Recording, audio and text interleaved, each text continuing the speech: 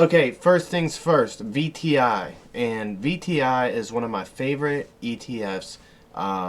It has a very good track record, and it has a lot of assets under management. It has 4,143 holdings. Its top holdings is Apple, Microsoft, Amazon, Google, Tesla, Facebook, Google, Nvidia, Berkshire Hathaway Class B, and United Health Group Inc. So this makes up 24% of their portfolio, which is a lot of it because there are 4,000 holdings. So these holdings down here don't make up anything. Like, they're literally nothing. But they still hold it up because this is the other portion of the 75%. Everything below United Health Group Inc. is under 1% of their portfolio. And you can see that they have some of the highest market cap companies, and they are all very good companies. And all these companies hold up this ETF. If one of these stocks in here, like let's say Chevron goes down, well, PepsiCo can counteract that and keep it up. So if Chevron goes down $1 and PepsiCo goes up $1, it'll be a steady $0. So that means the ETF won't go down as much or up. But it has a lot of holdings, and it is kind of diversified. Not through every country though, because it's 99.24% in North America, which is in 99.17% of the United States, and then all these other countries, it's like less than 1% of it is held in other countries internationally.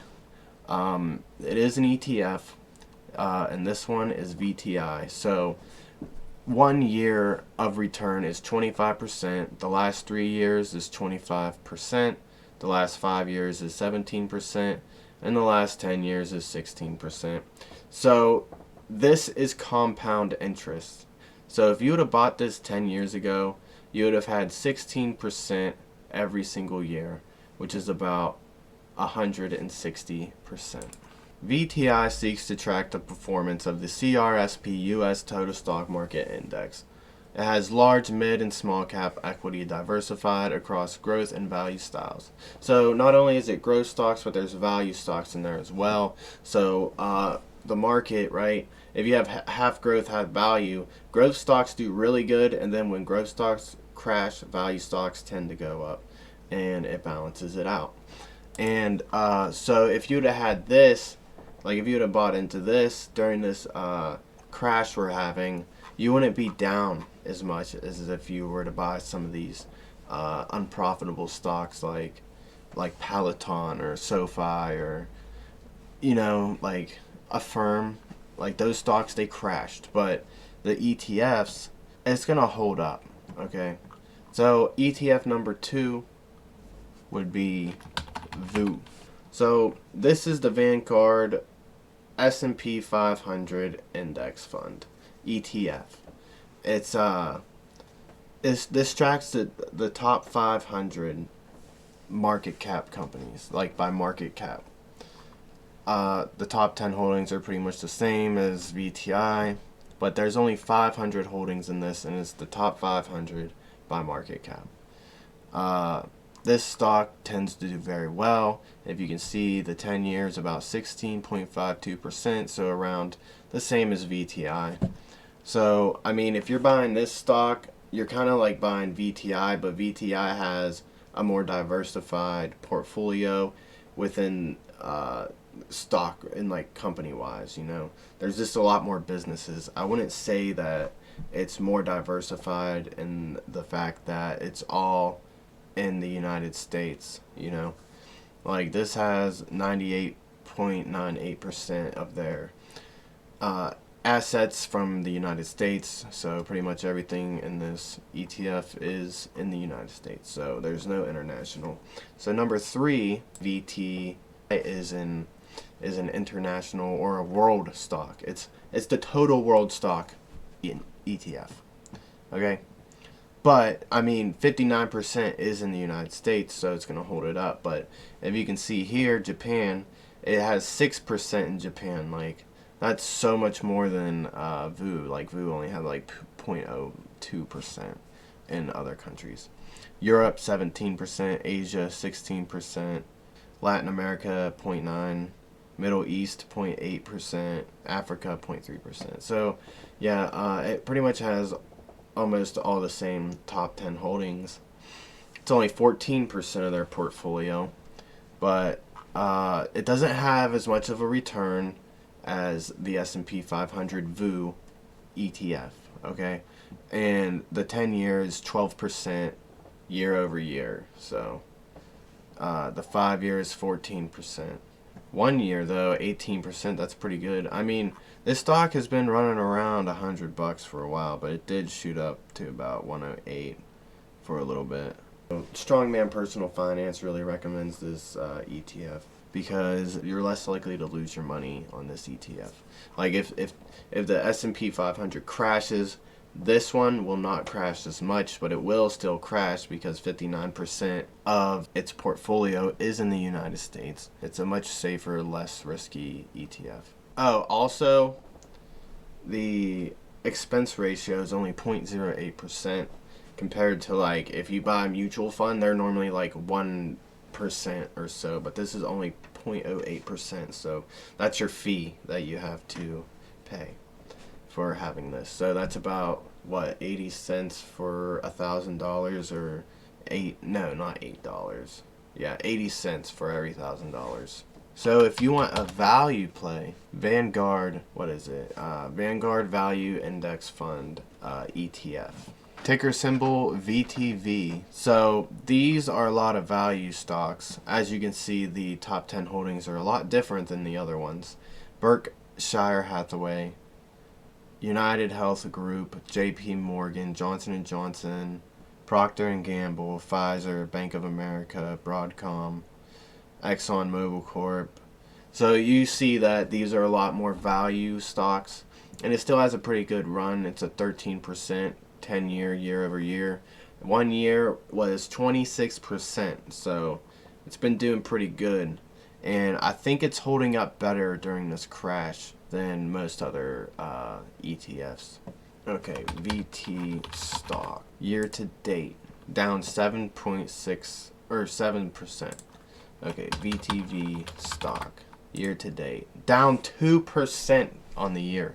Like, that is so nice, like during this huge crash. If you would have had your money invested in VTV, you would be a lot safer than if you had invested it into the S&P 500. Let's see how VU did year to date. Let's see their percentage. Down 7.5%. So value funds are very very good. So that's something you would want to have. So another stock is ticker symbol VGT, the Vanguard Information Technology ETF. So this is a technology ETF, and you could you can get the value, you can get one of the S&P 500 ETFs, VTI or VU. You can get VTV, which is the value. You can get VGT, like just really diversify in between all that, and then VT to protect everything. So if you want to have if you want to have your portfolio within the entire world, like you do a percentage of whatever these are for your portfolio.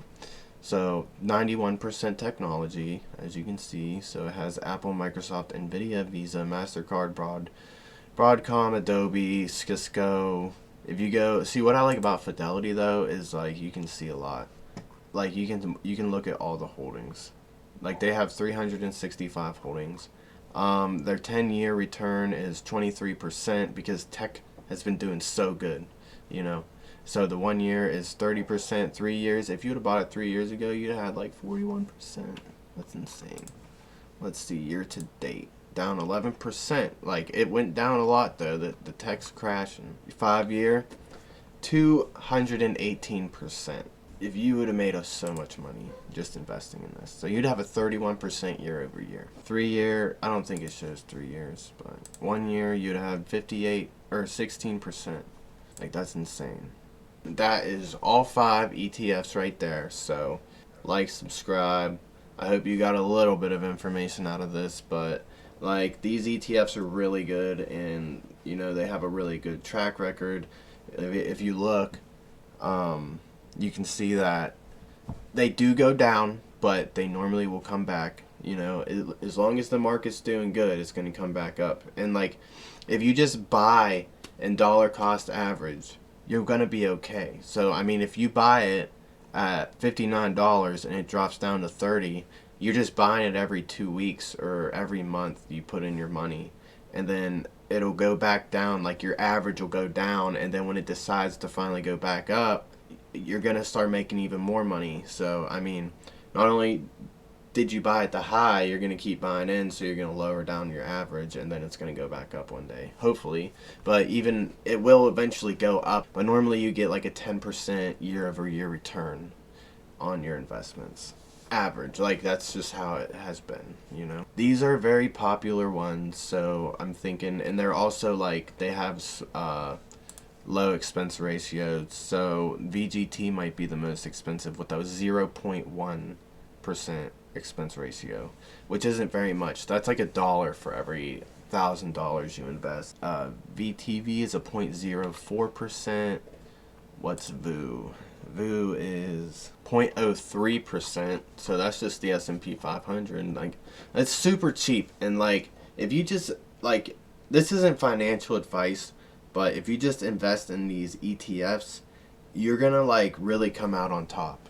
Like over the long course of the years, like don't worry about like what the market's doing every day. Don't pay attention to like all these little conspiracies with all the gold bugs and the crypto people. They're like, oh my god, the market's gonna crash, the dollar's gonna crash, gold's gonna go to $5,000. Yeah, I mean eventually gold is gonna go up in price. I don't think it's gonna like the whole freaking economy is gonna crash and we're all gonna burn.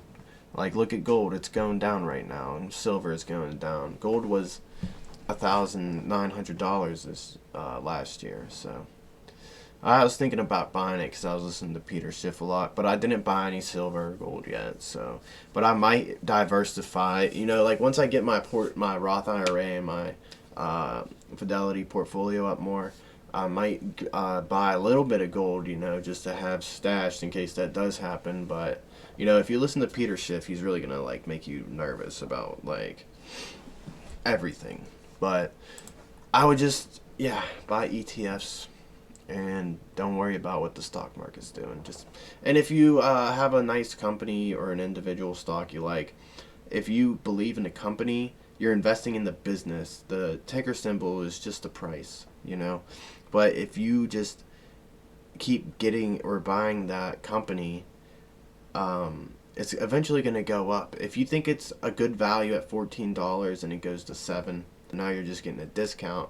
If you believe in the company, if you don't believe in a company, you invest in some random company, then I mean, I could see why you'd be a little nervous. But I mean, right now I'm investing in Snapchat. I know it's not like the best company in the world, but I believe in it. So, but that's everything.